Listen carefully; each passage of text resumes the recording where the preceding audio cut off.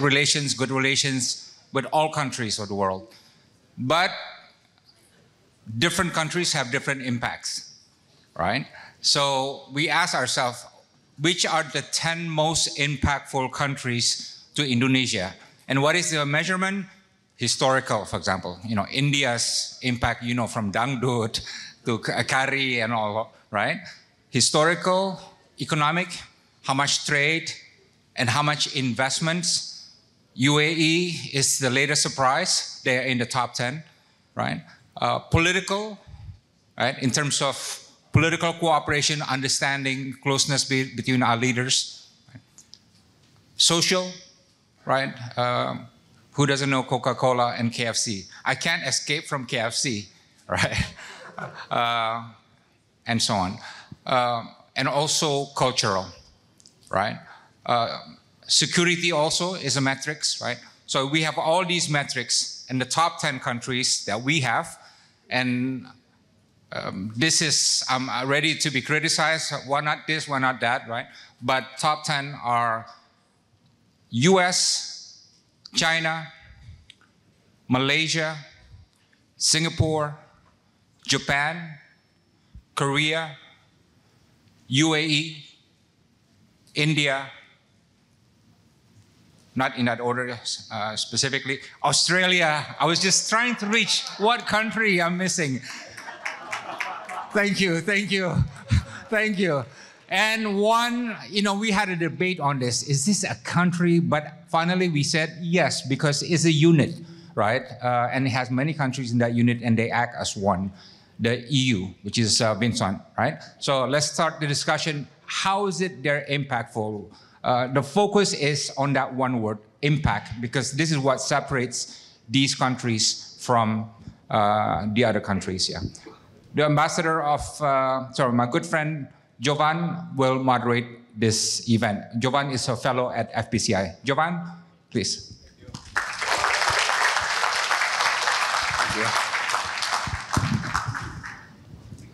you.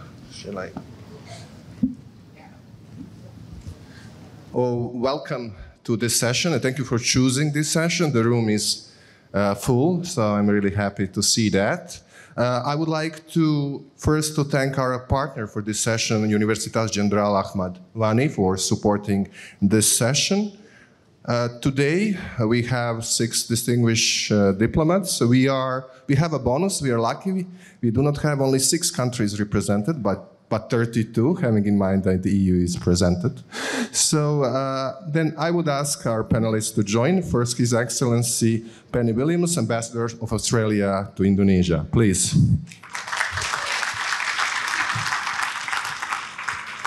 Our second speaker is His Excellency Vincent Pickett, Ambassador of European Union to Indonesia. The third one is His Excellency Kenji Kanasugi, Ambassador of Japan to Indonesia. The following is His Excellency Abdullah Salem Al-Daheri, Ambassador of the United Arab Emirates to Indonesia and to ASEAN. Please. Oh, you're there. Yes, I forgot. His Excellency Kwok Fook Seng, Ambassador of Singapore to Indonesia, who recently came to Jakarta a few months ago from Australia, so he switched with his predecessor, Ambassador Anil. And last but not least, Mr. Michael Klein, Deputy Chief of Mission of the US Embassy in Indonesia.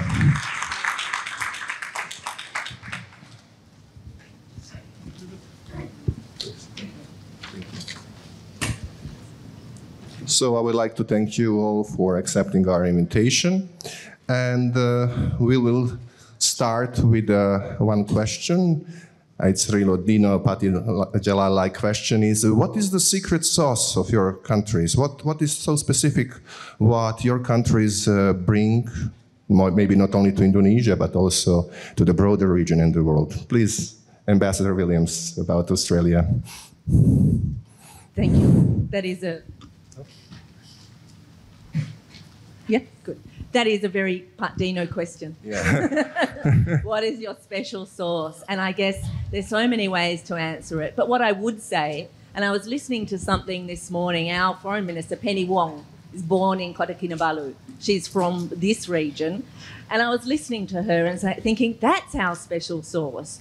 Half of Australians' parents were born overseas. A quarter of Australians were born overseas. 20% of Australians speak a language other than English at home. And that diversity, that multiculturalism is something that says a lot about us and how we can connect to the world. I said our Foreign Minister was born in Malaysia. We have a Cabinet Minister who's Muslim. Our Prime Minister's father was Italian. And so our diversity is really our huge asset, particularly in this region. One other part of that is that we also have a really good, strong Indonesian community in Australia, and we really promote Indonesian language studies. And I can see some people in this room, including our New Colombo fellow Charlie Barnes, who's here studying Indonesian, and that adds to our secret sauce, our Indonesian community in Australia and our capacity to speak and understand Indonesian, including myself. Thank you. Thank you, Ambassador. I'm sure that this message about diversity resonates well in Indonesia. Now I would ask Ambassador Pickett of the European Union, from the most successful peace project after World War II, to say something about especially EU sauce. Thanks very much indeed, and thanks for the large attendance in this very special room. It's a bit like a tennis court, and a very long one. But I think, especially now, of course, with Europe being faced with a tremendous war just on our doorstep, it brings back what our secret source is, and that is the realization that what we come from, and that we come from a Europe that was destroyed by two world wars. The latest one ended in 1945. We still remember the ruins that these wars brought to the European continent: physical, human, psychological, economic, etc. And that has determined the strength for the European Union countries to come together and to build up this union bit by bit, step by step. Not easy, of course, but we have done it. And what is our biggest risk? I think it's the risk that we forget the past, that we forget history, and that we start taking things for granted, and that we have the sense that we can do without the Union as a European peace project on our continent at the present day. Thank you, Ambassador. Thank you for this note that we must not forget our past. It's very important. But you mentioned the tennis. So coming from Serbia, I have to say that, I'm really happy that Novak Djokovic will play next year at the Australian Open. Sorry, it was stronger than myself. Anyways, so now we are moving to Japan, to Ambassador Kanasugi. Please, what's the secret Japanese sauce? Well, thank you very much for your invitation today. It's not that secret, but Japan is a very small archipelagic country, and we have very little natural resource. So the only thing we have is human capacity. So we developed modest but diligent nationals dedicated to work as a team rather than individuals. And because of that nature, we need to have good relationship with neighboring countries, including Indonesia, of course. And we need to have good commercial trade relationship with our neighboring countries. That's why we have Japan is one of the biggest trading partners for Indonesia. And we are number 2 investor into Indonesia, second only to Singapore. And we are number 1 donor country to Indonesia official development assistance. So that's maybe no secret, but characteristics of Japan and Japanese people. Thank you. Thank you so much. And I'm sure also about Japanese culture, since I've been for 3 decades in martial arts. I'm black belt in Aikido, so I think that it's a huge influence of Japanese culture also, not only in this region. Now we move to the closest neighbor and the largest trading partner, Singapore. Ambassador Seng, please. Thank you, Johan. Largest investor, 3rd largest trading partner. Sorry about the statistics, but it's easier when you go later. I associated myself with the remarks of Penny and Kenji. Look, as a close neighbor, I think what we very often forget or take for granted is the links and the familiarity. So before COVID, on a single day, just between Jakarta and Singapore, there would be over 30 flights. 30. We're working very hard to restore that. Now, that's the amount of people moving between just the capital cities.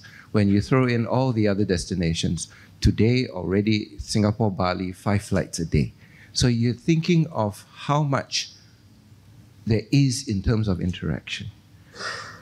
We've opened up our borders from March only this year, at least Indonesia did. And the numbers of ministers that have traveled both ways is 60 in 9 months. So that's not a secret, but it is a very necessary duty to keep in touch, to talk to each other, to understand. And in everything that Pak Dino painted earlier about the challenges that confront us, close neighbors work together on those challenges. So in fact, being impactful moving forward is about working together on those challenges. That our leaders get to talk to each other. You know, now when leaders get together, yes, we pay due attention to our bilateral relationship, but very often that is a problem-free, very mature relationship.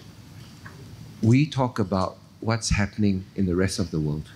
How do we help our region articulate the interests that we have in our terms so that our partners, all our partners who are on the stage, can help us, work with us to achieve what we need, especially for the people of our own countries. And I think you saw President Jokowi do that brilliantly this year as a G20 presidency. You know, he was able to focus on pragmatic things to tell people we have people who are struggling with cost of living. We need to look after their issues. These are things that all world leaders need to pay attention to. So I think that it's not a secret. It is about hard work to keep things going, but it's about building a very deep mutual understanding of each other and the region. Thank you, Ambassador, for stressing this importance of working together on resolving various challenges. Ambassador Al-Dahiri, please, now is your turn about the Emirates' secret sauce. Well, thank you very much. First of all, I'm very glad and proud to be around here. First of all, I would like to take this opportunity to thank my dear friend Dino Pati Jalal for the invitation. I cannot start speaking without telling this. Indonesia is a great nation, great country, great people. I've been here for the last almost 3 years. I've been feeling like home, and things are moving exactly like we have planned for. Secret sauce, this is a very wide and good terminology to talk about, especially when it comes to economy, investment, environment, and others. But I can tell you that the leadership of the United Arab Emirates, from the President, His Highness Sheikh Mohammed bin Zayed Al Nahyan, and the Vice President Sheikh Mohammed bin Rashid Al Maktoum, they have already set the floor for us to move forward. It is the culture of success has been already embedded in the school terms when we go to school, that everybody talking about success and how successful the country has to be for the future. It is not only that, but we are a country which have started only for 50 years ago. The establishment of the United Arab Emirates was on the 2nd of December of 71. So 5 years back, our president, at that time, he was the Crown Prince, His Highness Sheikh Mohammed bin Zayed, and stood in front of everybody and say, well, the economy has to be very well diversified, and our dependency on oil has to be 0 for the next 50 years. And therefore, there has been a dedication, hard work, and a vision. There was a clear roadmap by the government in which it has been cascaded through the hierarchy. We as ambassadors has to go through these kind of sessions in order to understand exactly what are the needs, what are the requirements of our nation. And therefore, we have pinpointed certain, we have to make sure that there are certain SMEs need to be considered, and there has to be, a very well articulated, roadmap for our, priorities. We've seen priorities with Indonesia, this is for sure, because it fall right within certain strategies. And maybe I will touch base on those strategies at a later stage. But I can tell you, success will not come by itself. We have to work hard for it. Nurturing talent was one pillar of this success. We had a very, unique plan and strategy for how we can really attract talents. And the government was very much clear on the roadmap there. I can touch base on certain elements because we have established what we call 10 years residence visa for talents. Those who wanted to come to UAE and live in UAE and establish their businesses. We are not only targeting doctors and engineers. No, this has been in the past. Today, startups is an area of concern, an area of importance that we need to manage our expectation to. And, we have also, have given those investors, attracting investors to come into the UAE with zero income taxation, zero establishment fee. We have only 5% tax on which we call consumption of sales tax. No other taxations are imposed on corporates. And therefore, the environment of investment has already been taken into consideration and made free of obstacles to move forward and to flourish. Thank you, Ambassador, especially for stressing this important investing in research and education, and many people I know, they move to the Emirates. And last but not least, Mr. Klein, and speaking about United States. Thank you. I heard we're speaking in alphabetical order, and I thought America was going to go first, but that's all right. Yield to Ambassador Williams. But I will say that the United States and Indonesia have a very close relationship, and I believe the secret sauce, what it's rooted in, is shared values and this core belief in the importance and value of diversity, something we've already heard on this panel, but it's so true. And when you look at our relationship, which is flourishing in just about every dimension, whether it's government-to-government ties or people-to-people ties, economic ties, military-to-military ties, you can really see all of that coming to fruition. And so now the United States and Indonesia are working together on the issues that matter most for both of our countries, whether it's climate change, whether it's pandemic response. We're shoulder to shoulder on all of this, and we're paving the way for a peaceful, prosperous future. Thank you. Thank you, Mr. Klein. Please. I cannot see the screens, but I assume that there is a matrix of about 10 most important countries.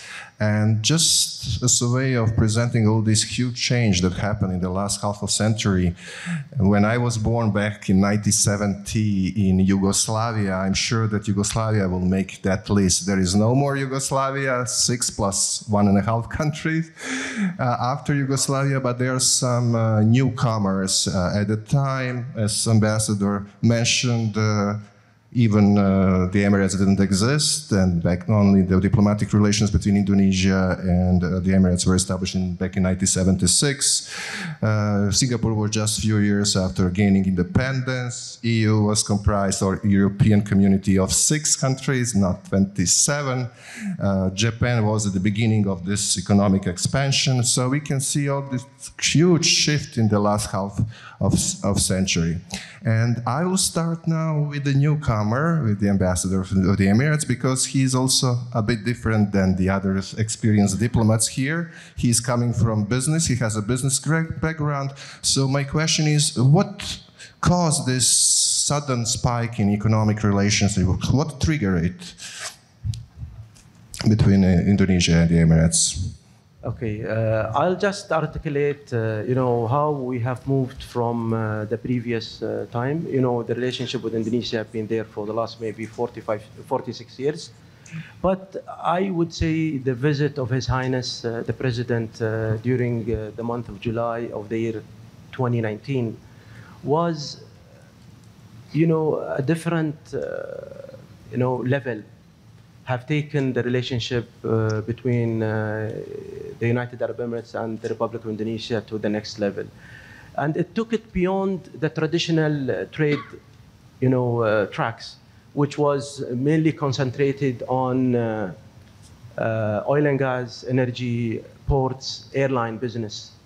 The last 3 years, I believe, there has been a quite, challenge of the pandemic, which have brought lots of opportunities that we can really collaborate between United Arab Emirates and the Republic of Indonesia, especially in terms of the health sector, healthcare sectors, pharmaceutical, medical equipments, and others. It is not only that, but also we have moved beyond the health domain. We went into education, we went into artificial intelligence, we went into the production of vaccines because we thought that Indonesia is well equipped and well,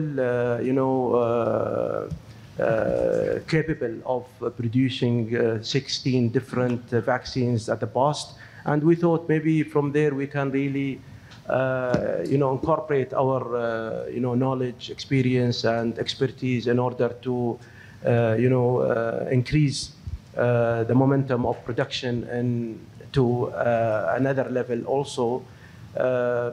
Another, area of collaboration was education. Digital education was one important element of that we need to consider because. At that time, we were staying at home.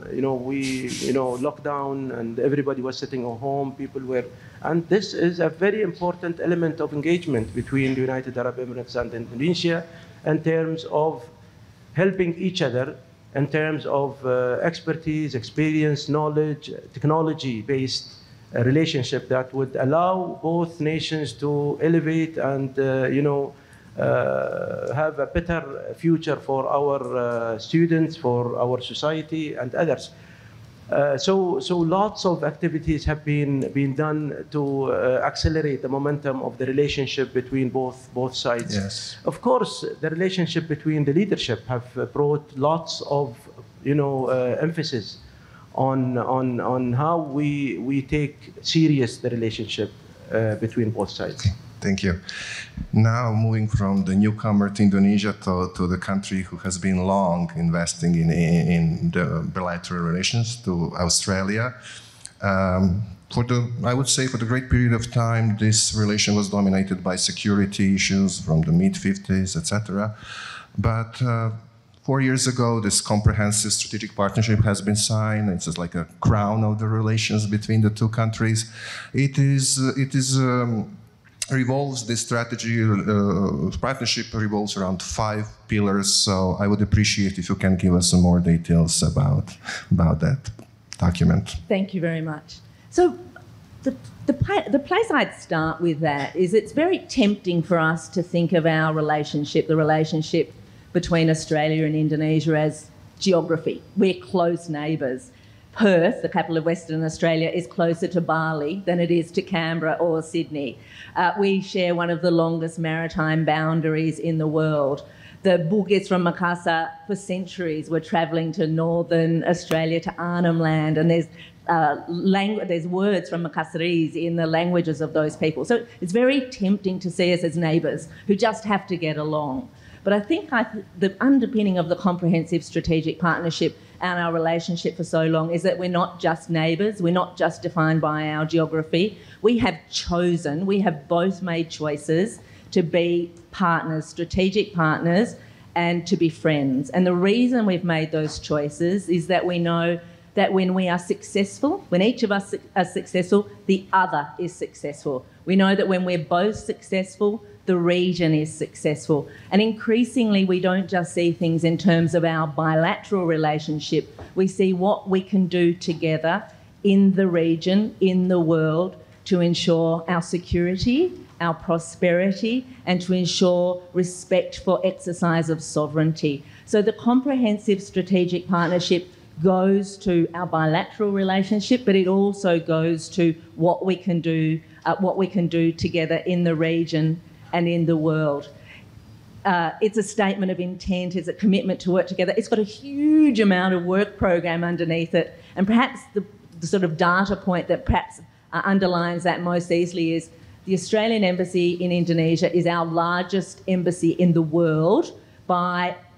It's 2 times as big as our next largest embassy. I have almost every agency from the government here. I have 4 people from the National Library who collect books and magazines published in Indonesia because our collection of material is so strong. We have a consulate in Makassar, we have a consulate in Surabaya, and we have a consulate in Bali. So it is a thick and deep bilateral relationship, but in this complicated and increasingly complex world, we're also committed to working together through our comprehensive strategic partnership in the region and in the world.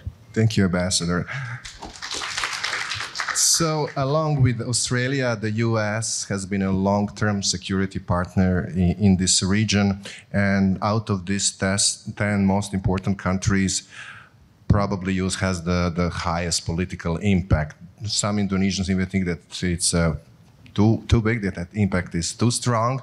Is this political impact exaggerated, the US political impact on Indonesia? And what would maybe you place as the strongest impact of the US on Indonesia? So the question is, is the US political impact, overrated or underrated? And when I think about overrating and underrating, especially this time of year, I'm thinking more in terms of soccer teams. And I'd say that, like, Japan, underrated. Team USA, underrated. But when you're talking about influence and political influence, I think the United States is influential here just for the same reason that we're influential around the world, because we're seen as a country that is independent, that promotes prosperity, without sacrificing human rights, without sacrificing democracy, without sacrificing rule of law. And I think that's the secret to our political impact around the world. Thanks. Thank you. Now, after one of the major geopolitical actors in the region, we move to the other one, to the economic and trade powerhouse, to the European Union. And just recently, in the last 2 years, the EU formulated 2 strategic documents related also to this region and putting it as a priority. But the question is, and the worry that due especially to the consequences of the war in Ukraine and Russian aggression of Ukraine, EU would not be able to pay so much attention to this region as it is declared in these 2 strategic documents. So what's your take on that, Ambassador? Well, I think the opposite is the case.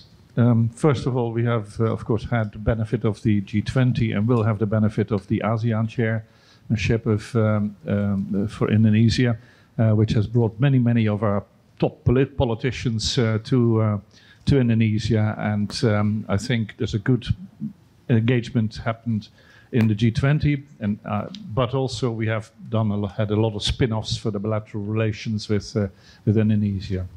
So I think this will continue next year, for sure. ASEAN and EU are partners. We have the same DNA, maybe different stages of development and different degrees of integration, etc. But what drives us is the same on both sides. So we are very keen to support the continued development, evolution of ASEAN. Thirdly, what is the main motivator of policy now? It's very much, of course, the economic agenda. The world economy is unstable, is in trouble. How do you strengthen it? Of course, deal with the crises, but at the same time, in parallel, work together with partners you trust and that are like-minded and with whom you have a common understanding about things. So trade, economy, investment, in the larger sense, will be top on our agenda. We have global problems to resolve.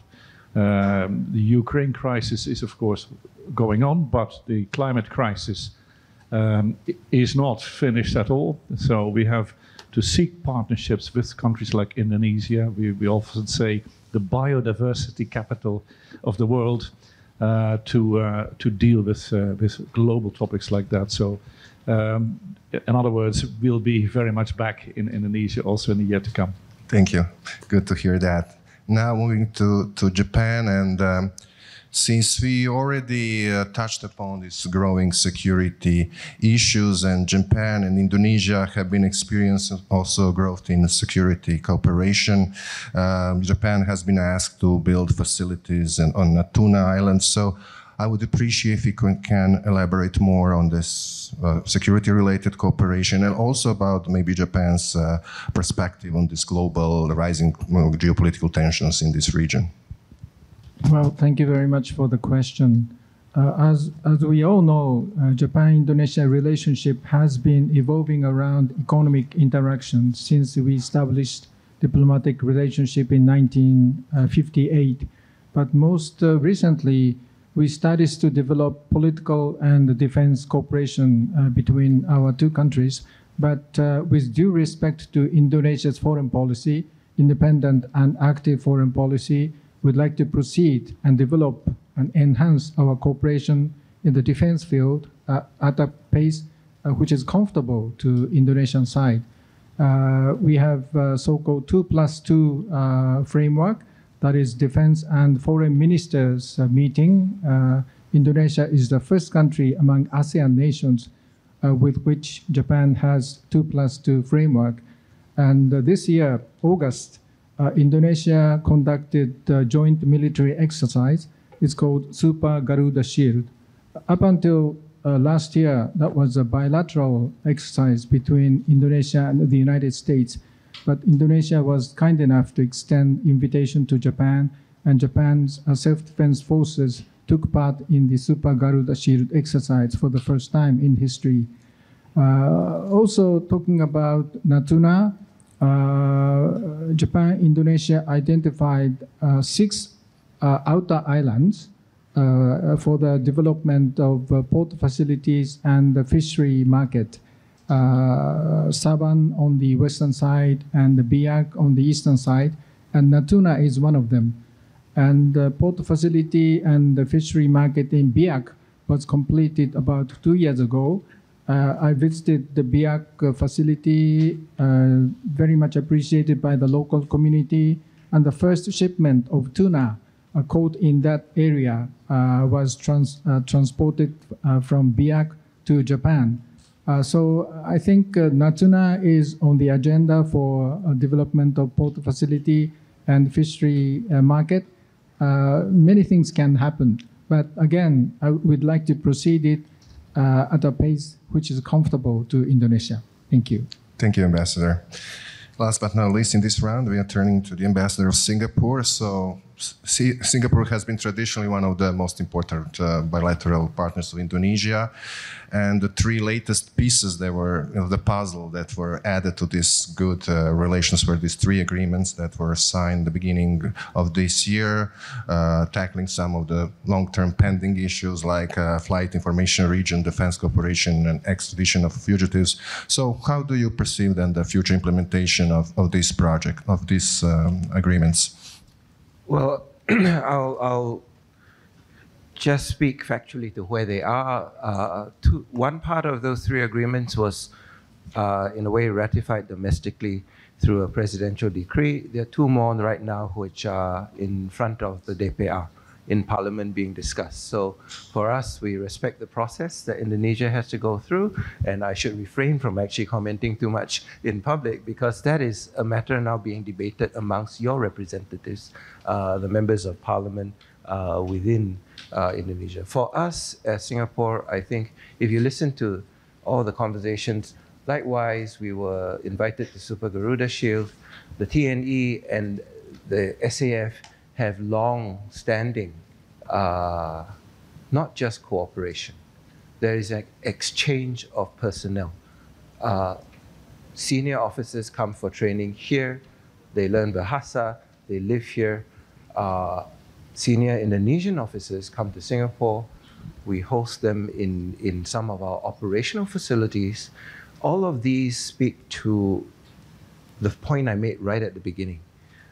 At the surface level, we take for granted how enmeshed our relationships are. Similar to, I think Penny and I, we have that distinct honor where physically immediate neighbors.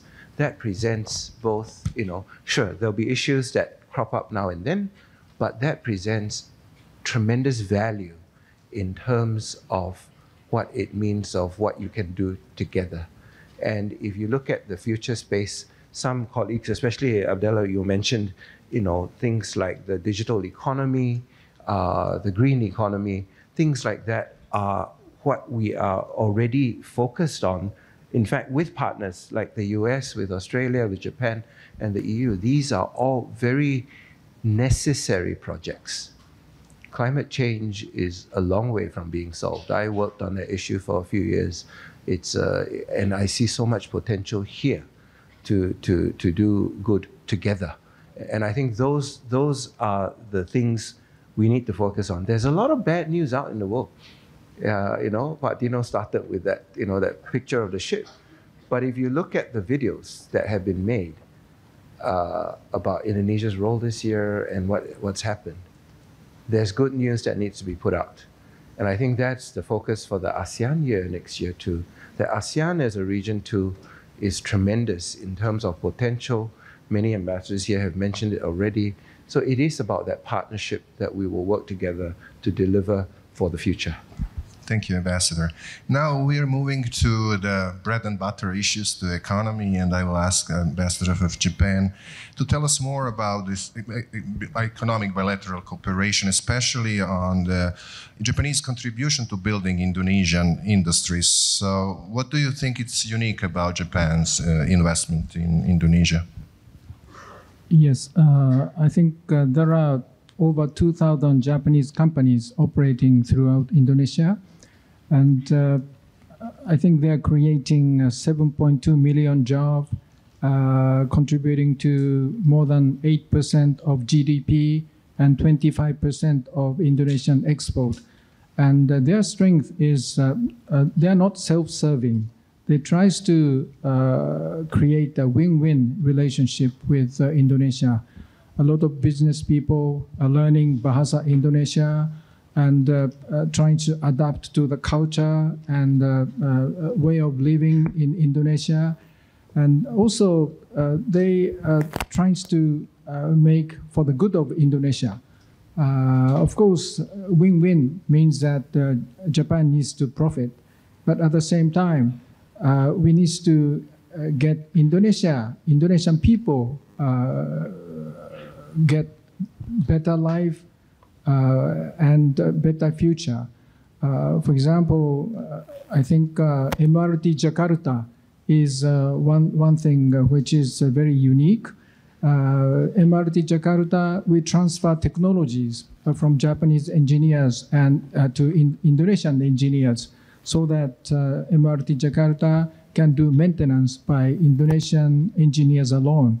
So not self-serving, win-win relationship, create jobs, contributing to the export, and also transfer of technology is our strength. Thank you. Thank you. It's very important, this transfer of knowledge.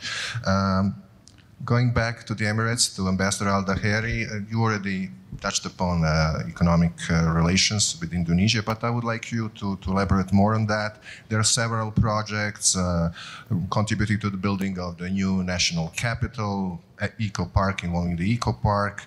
Then also there are plans to build the largest floating solar farm in West Java. So could you elaborate more on Masdar's planned activities and the experience they had till now in Indonesia? Yes, thank you very much. Now, maybe I'll touch on the Masdar project, which is in West Java, Cirata. This is an energy-based solar floating, farm project that will always bring a better environment. It will, this project will contribute to the 23% of Indonesia moving toward less emissions by the year 2025, and then it is also moving toward the 31% requirement of the year 2030. Most of or all of UAE's projects in Indonesia that touches the needs of the people, the needs of the society, creation of jobs. This will create almost 800 jobs throughout the production, throughout the construction stage. It will also build the capacity, the capability of the society in Cirata. It will also allow 50,000 houses to receive energy and light from that particular project.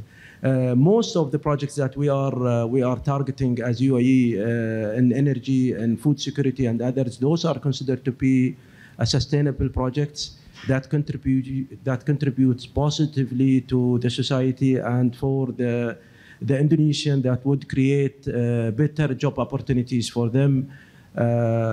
So this is one of the projects that United Arab Emirates is pursuing with Indonesia. There are also other geothermal projects that will also contribute best to the energy mix of Indonesia. That will be somewhere in Kalimantan between Emirates Global Aluminum and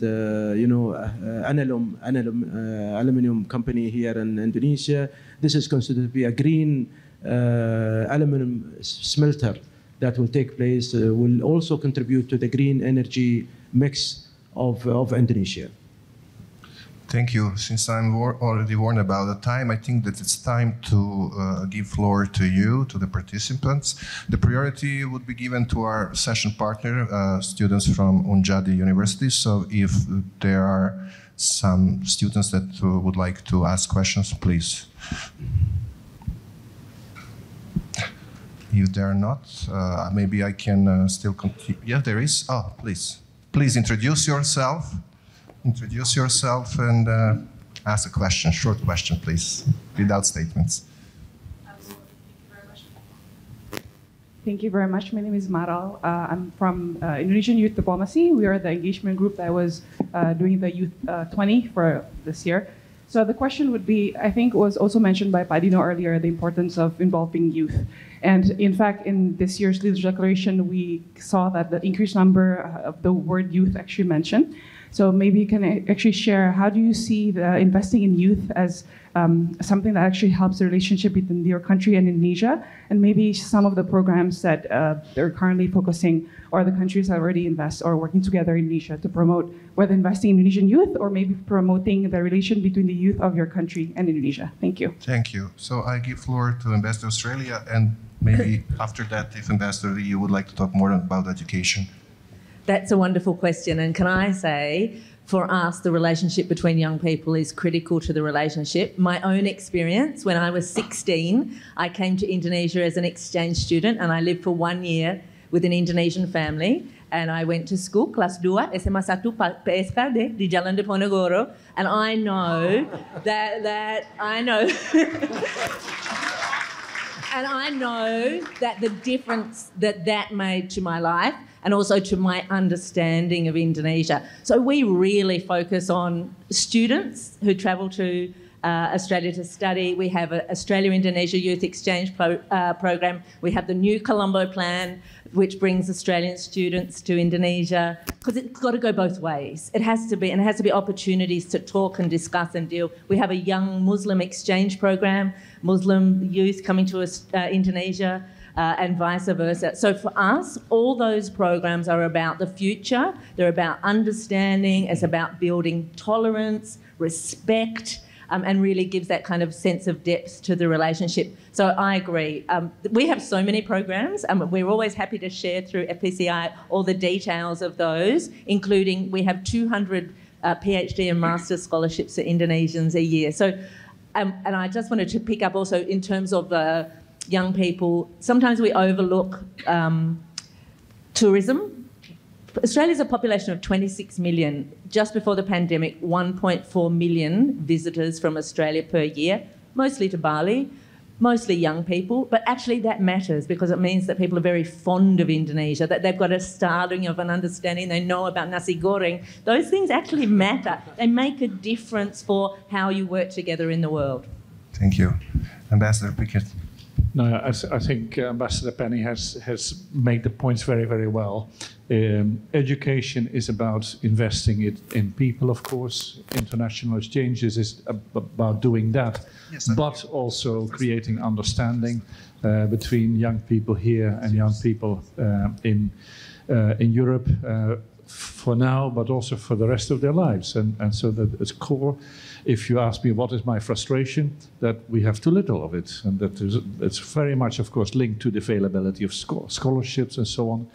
And we do a lot. We have about 2,000 Indonesian students per year going to European countries with an EU grant or with an EU member state grant, which is not at all bad. But if you look at the total picture of Indonesian higher education, of course, it's too small. Thank you. Many of the Indonesian leaders were educated in the United States, but in the last few years, the number of students coming from Indonesia is stagnant. So what is the reason and what could be done to improve this relationship? I won't bite. But I will say, I agree with you. Right now, there are about 8,000 students studying in the US, which is way too small. And we study that issue. And what we found is that when Indonesian students think about the United States, they think about Harvard, they think about Princeton, they think about Yale. And these are fantastic universities. They're also incredibly competitive to get into, and they're very expensive. So a lot of people self-select out of the application process. What we're trying to do now at the embassy is make sure that people know that there's a lot more to the United States than the Ivy League. And what we're doing is we're having education fairs, we're bringing all sorts of universities in. We even have a VR set in our American Center so people can take virtual tours of campuses in the US. 8,000 is too small. There's a school out there for everybody. Thank you. Thank you. Yeah, I experienced that. I studied at Harvard, so I know how expensive it was. Ambassador, you would like to add something about the education population? Look, like previous speakers, we too offer scholarships and all that because we recognize the value of building understanding at a young age. You just have far greater absorptive capacity than when you get to our age and life gets hard. But I want to make a point that hasn't been made yet. If there's one thing that's been good coming out of COVID, it is the emphasis and the proven capability of the digital engagement. And all you young people are digital natives. You use technology far more easily, it's second nature to you. Most of us on stage had to learn it. You guys grew up with it, right? That removes boundaries. Even if you're not physically able to go, of course, we will do everything we can to support that kind of physical interaction. You now have ability to interact, a virtual tour of an American university from Jakarta. That is exactly the way, in fact, for the 2 years when we were all locked down, many of our young people and older people have been interacting. But that doesn't go away just because the pandemic, well, it's not over, but life is coming back. But we now have a new level of digital engagement. And I would encourage you not to shy away from it, that you should embrace that, interact with your friends around the world. Because in a digital economy, borders don't really matter anymore. And I think that's a beautiful thing about all the collaboration, cooperation that we're talking about. You guys are the future, because in terms of the digital space, you are very able to travel the world without having to even leave your home. Thank you. Thank you. Maybe just a short remarks, Ambassador of Japan, about these opportunities. Well, I just would like to echo all other ambassadors' statements that education is investment for the future. And that's why Japanese government offer a numerous number of scholarship programs for Indonesian students. And if you're interested in going to Japan for study, please interact with the embassy. We can offer many different programs. Thank you. And still, if Ambassador of the Emirates has to say something about this topic, just briefly. In terms of education, this is a very important track of relationship between countries, and will always allow a better future for the youth. The UAE also have considered, scholarships. We do have Indonesian students studying in UAE universities. Not only the UAE universities, but also UAE on its, strategy toward attracting talents. We do have universities in the UAE that come from the US, from Australia, from Europe, and we do have scholarship engagements and cooperation and collaboration between those universities that would give opportunity for students to take up their studies in the United Arab Emirates. The United Arab Emirates is a lovely place to stay in anyway. You come and visit Dubai, you come and visit Abu Dhabi, it's a lovely place. Invited.